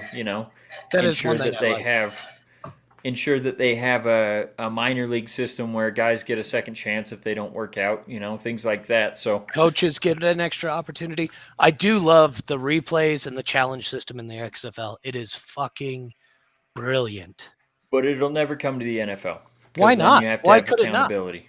It could, but the referees aren't going to want to let it happen. And also, we have Goodell saying, "Oh, our refereeing was completely fine this year, best it's ever been." It'll never happen. But anyway, so you guys are, I don't know. Do you think it lasts a whole season? Do you think it lasts more than one season? I think there's enough money backing it that they'll go a season. I think they could even go 2 seasons. I just hope that they think outside the box. Like I think that would benefit the league so much. Being able to watch it on your own time, that alone. Sounds like Raph is taking a leak there. I don't think it's a sounds like. I think it's a guarantee. The man's pissing. Just forgot to hit his mute button, so I'll go ahead and do that real quick. I don't know, Bill. I think the XFL has been tried again. This is the 4th time going. We'll see. I'd be interested to see. Excuse me. I'd be interested to see if the USFL is any better on paper, and Well, I maybe think they combine or something like that. starting later in the year is smart. Yeah. Well, I don't know. I feel like you pick up on some of the momentum that people are having that itch for Disagree. football, but Give them a little bit of a break. Start in April. The weather starts getting nice. You get some brewskis and your bros, and you go watch a USFL game. Like April, May start makes sense for a second league. April I'll be watching baseball, so I'm out. But Yeah, but you're one of what 6 people that still do that. probably. Although, and that's one thing I wanted to talk about. I don't know if you guys have seen the new pitch clock rules in effect in I spring did. training. How do you feel I about saw that, that. Bill? How do you, as a baseball purist, feel about that? I love it. I really do. And the reason why is, I mean, you've had for the longest, probably the last 10 years, you've had these relief pitchers that come in, and you've had like your Nomar Garcia Parras that step into the box and adjust their batting gloves on each hand 6 times, and then slowly take some, warm up swings before they actually get into the box and ready to swing. So I've watched a loaded bases 9th inning tied game end in a tie on a shot yeah, clock. well, Well, and I think, maybe I saw that too. Like it was a Braves game, right? yep, Mhm. Or like the Braves lost basically on a penalty. Yeah, it feels bad. Feels bad. yeah, But That part I don't like. I pace do of, like how the games would make you keep interested because they're going faster. yeah, pace of game definitely is going to be so much better because you're right. It does get super annoying. Stands up, takes a ball, and then he's got to readjust every fucking throw. yep. And Like- that's same with the pitchers. I mean, you've got guys. I can't remember who the guy was that got one of the first pitch clock penalties in the game in spring training. But he literally flips the ball up to himself like 4 times every time before he throws a pitch. Just flips it, flips it, flips it, flips it, stands on the mound, and then he's finally ready to go. And it's definitely not that quick. But then you have like your Kenley Jansens that take literally 20 seconds between pitches to throw a damn pitch. Are they taking a signal at all in that time at all? What do you mean? Is their catcher telling them what to throw? Are they getting told what the catcher thinks they need to throw? Nope. They're just waiting. fucking around. I got Yeah, just sitting there. So there was an at bat earlier today. It was in the Pirates game. There was a strikeout in 20 seconds. Literally 20 seconds. You had the pitcher that was sitting on the mound, sitting on the rubber. As soon as the catcher threw him the ball, he came set. Batter's in the box, throws his first pitch. man. Ball comes back. His foot's already on the rubber. He's ready. Gets the signal. Next pitch. Third pitch, same exact thing. Literally within 20 seconds. That was is- a strikeout. That is huge for baseball. Now we just need to get the boys back on the juice, and we'll have a league. There you go. Well, they have made, and that's why I wanted to bring up, a lot of the rule changes that they've made for this year to get more action. They have increased the base size, which I'm still pretty on the fence about that. I don't like that at all. They look like a giant pizza box. So Yes, that's interesting. what I had pictured in my head. I'm glad to hear that's what it is. But it's definitely interesting. It's supposed to, make steals more possible. So with that combined with the bigger bases combined with the pitch clock and you only being able to pick off twice, I feel like that's going to allow base runners to steal more often at a higher percentage, which obviously increases action on the base pass. But you also have that was one of the actual interesting things in baseball before everything, though, was like the talent and the launch that people had to have to steal a base was entertaining, like that chess match. I enjoyed that.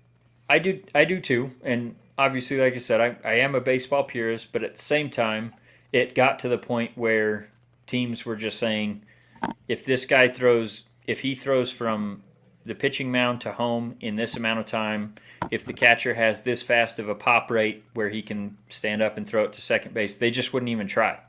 So this is going to increase the amount of attempts for stolen bases, It's going to increase the the amount of stolen bases percentage-wise, and eventually that's going to lead to more runs. So I feel like more action, less time in between pitches is a great thing.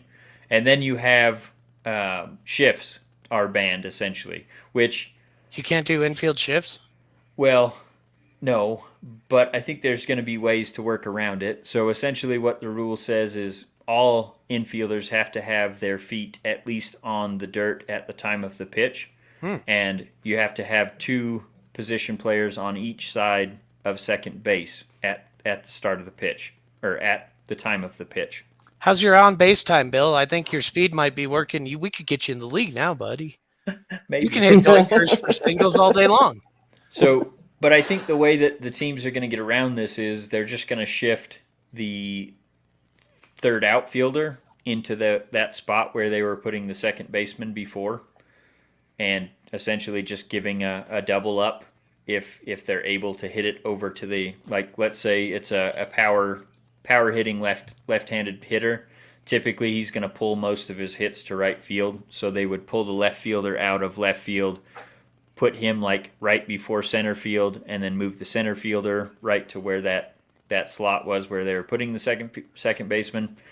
And then if something goes over the third baseman's head, he's responsible for that, running and tracking that down, which, like I said, that's going to be at least a double most likely. So maybe it'll see some more action that way.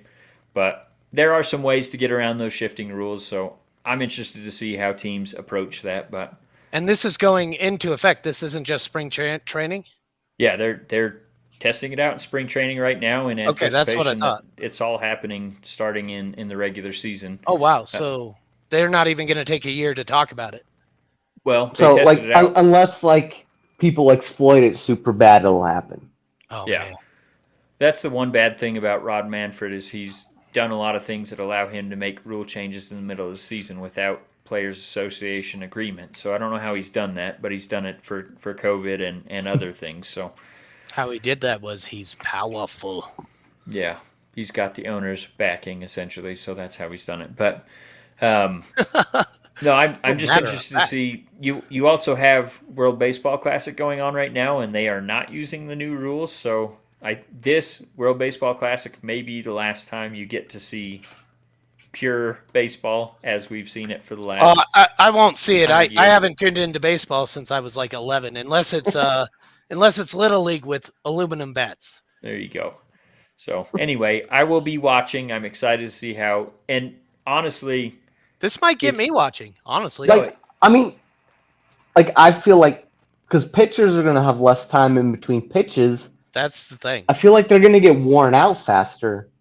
nah, No? they'll be fine. They'll be fine. Okay.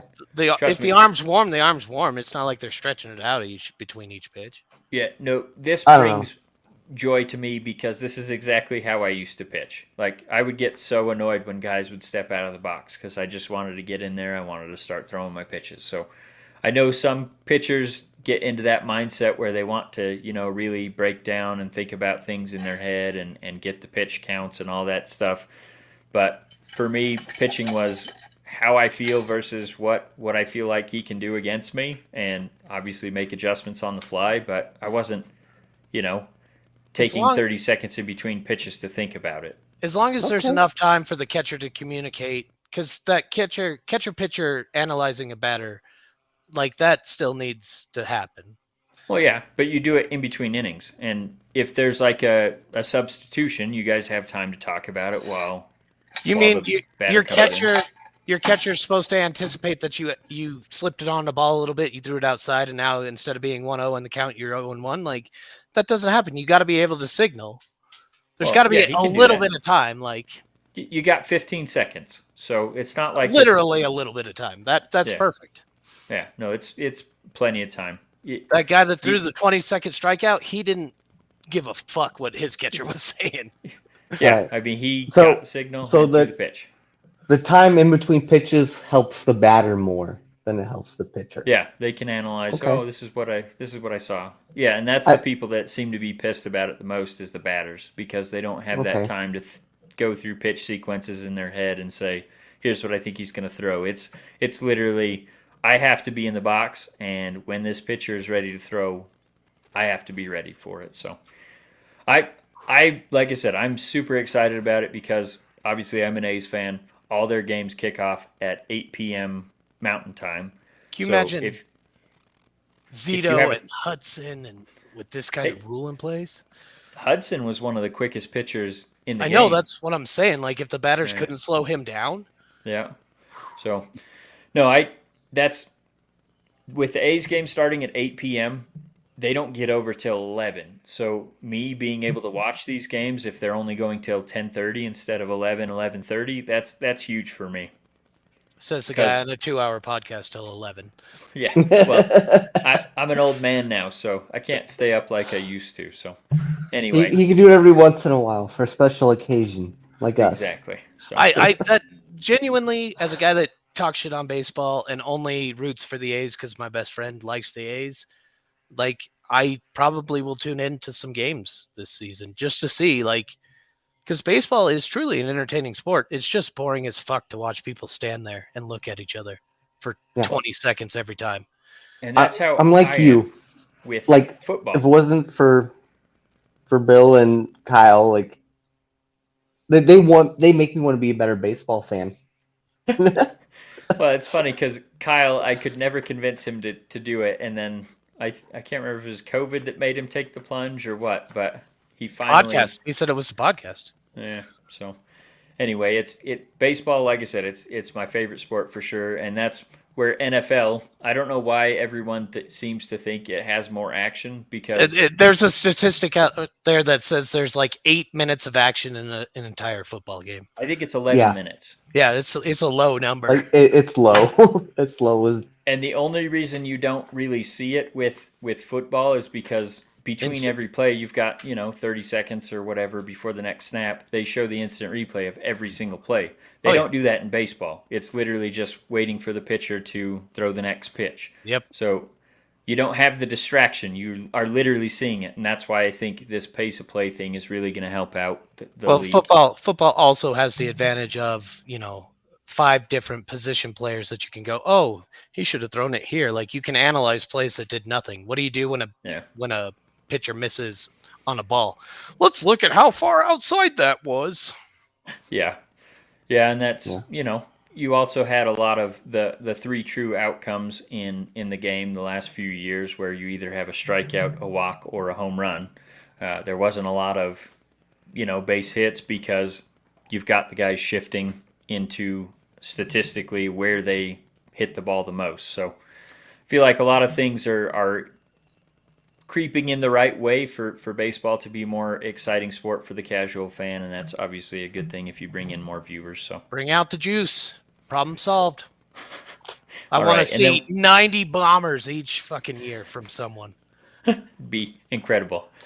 Get Aaron Judge on the juice. He almost got to 70, 62, not bad. Dude, Sammy Sosa and oh god, how did Mark I say McGwire. Mark McGwire, like that homer Barry rate. Bonds. That's the Speaking most of which, popular.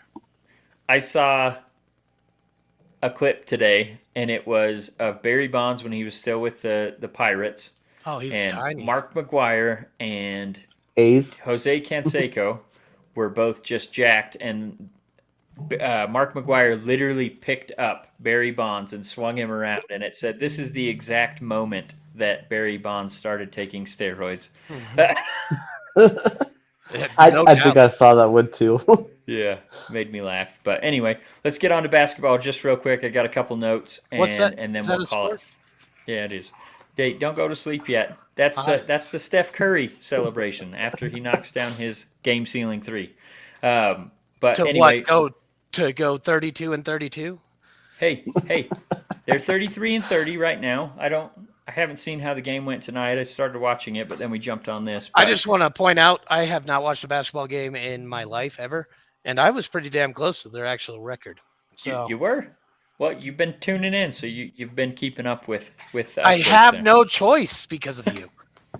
Anyway, so yes, like Loag alluded to, playing some good basketball right now. Though they're on a 4-game winning streak despite Steph Curry being out the last 10 plus games. Currently sitting at 5th in the West, which is a huge jump. Just last week they were 10th, so they're out of the play-in spot now and into an actual lock for the playoffs rather than having to do that play-in tournament. We You still just have got to quite a be bit in of the games top left. 12 to make a potential Top run 10. in. Top 10. That doesn't sound much better. Well, if you're 7 through 10, you do the play-in, so you play an additional game and then an additional game after that. So you want to be top 6 for 10th sure. place Pelicans have a losing record. But, but they get a chance to make the playoffs. That's who the Warriors are playing tonight. So I didn't get to see how they're doing. But anyway. They beat them. They're 34-30. So beautiful. 34-30. We love it. So anyway, Steph's nearing his return. In fact, he participated in scrimmages. They said he may return as early as Sunday on the road trip. If not then I think it was Wednesday would be the next possible day. Jordan Poole's finally starting to play well in Steph's absence. It always seems to be that way where Steph gets injured and then Jordan Poole starts to play like the player he can be. And then as soon as Steph comes back. Leave Steph out. Let him get healthy. Yeah, but I also want to have him ready for the playoffs. So that's what I'm saying. Let him sit. You think Steph Curry's ever going to play cold? Not possible, sir. We'll see. That's Splash City up there. Splash City. Play has been – so we've been talking about it all season. Hasn't looked like himself, at the start of the season. Gradually has been getting his legs back. About Thanksgiving, he started shooting the lights out and never stopped. But the last few games, he's been getting his legs back on defense and looks like an actual game stopper. So I'm hoping he's all the way back, and that obviously would – trend well for us in going into the playoffs. And then just one note with Gary Payton II trade. They traded for him five second-round picks and got rid of James Wiseman. How did they have that many second-round picks? Why do they even have rounds? Because they only have a first and second round in the NBA draft. That's what I'm saying. But then you can trade, I think, 7 years out in the future or something like that. Oh, my Lord. It's crazy. So, anyway, they traded James Wiseman. Out of basketball or out of high school. They traded James Wiseman for those 5 second-round picks and then used those 5 second-round picks to get Gary Payton II. That just sounds so ridiculous. It is. We're going to spend our 5 second-round picks here. And they still have 10 more. Yeah. Don't worry. We still have 7 others we can use. Yep. And anyway, the Trailblazers, they didn't disclose that Gary Payton II had an abdominal tear, and they were essentially shooting him up before every game just so he could be able to play. You and Kyle talked about this 3 weeks ago. Yeah. This isn't new news. Anyway, he is out at least another month, so weren't able to get an impact player at the trade deadline. But we still haven't heard. I've heard him say this before. We still haven't heard where the league is at in their investigation of the handling of this trade. So is that the news? Potential. Okay. Yes. I'm with you now. Look, but I was so confused. I'm tired. The only reason I care at all is because I was a Sonics fan, and Gary Payton Sr. was a huge part of the Sonics when the Sonics existed. Yeah. So that's the only reason I care at all about Payton 2. It's kind of sad that we're old enough to see, famous players' kids playing. Like Joey Porter II is the top corner going on in the draft this year. So. Yeah. You got Marvin Harrison, you've got Patrick Surtain over in Denver. Yeah, there's a lot of them. I should have named my kid after myself. That way, I still can't believe that Barry Sanders' son wasn't the second coming of Barry Sanders. Frank Gore's kid might be up there though. Yeah. The crazy thing about that is Frank Gore just retired 2 years ago. Yeah. Well, he was putting up Tom Brady years, so yeah. Oldest running back to be running. Anyway, this has gone on for 2 hours, so I don't think we need to hit the rest of the news really. Other than talk about topics. You asked me to come on the show, and then you put 15 topics knowing that I'm going to derail conversations the entire time. That's fine. Okay. I did want to shout out Dame Lillard. Had a 71 piece the other night, and he has been on an absolute tear. I think he averaged 40 points in the month of February. So, hell of a month for Dame. Love that guy. Obviously, I don't like the Trailblazers, but Anything good wanted to happen shout in him hockey? I don't. My Well, team Kyle, sucks, so Kyle's not here. His Penguins did beat my Lightning yesterday. So, Penguins are top in the East, right? I don't know. who I knows? don't pay attention to other teams except my teams, but Fair enough. I don't even pay attention to my team because they suck so bad. So I don't have a horse in that race, but hockey's way better than 5 second-round picks. no. Pittsburgh is the number one wild card team, There you Okay, go. that must have been what I heard. so they're like 7th. Jesus Christ, 17. I'll tell you where my team is in the wild card standings, and that is 9 out of 10 in that race. So They're close. So They're close. second to last. second They're to on the last in verge. the entire league. They're on the verge. But so I am wearing a race shirt because the Rockies, like they put a bunch of money into Brendan Rodgers, who just probably is going to be out for the season because he hurt himself in the preseason. So I can't help but root for the Rockies because I take care of my grandma, and there was a sweet little old lady named Lou that lived next door. She was by herself, so I would check on her all the time when I'd get home from work. And every time I'd go into her house to check on her, she would be sitting in her chair. She was blind, couldn't see, and she would watch the Rockies and tell me all about the players. And I loved Lou. She was a sweet old lady. So, and then they traded away all the players that she loved, and then I got to hear about how stupid ownership was, like from a 90-year-old woman. that's so the owner, Dick Montfort. Dick Montfort, is that his real name?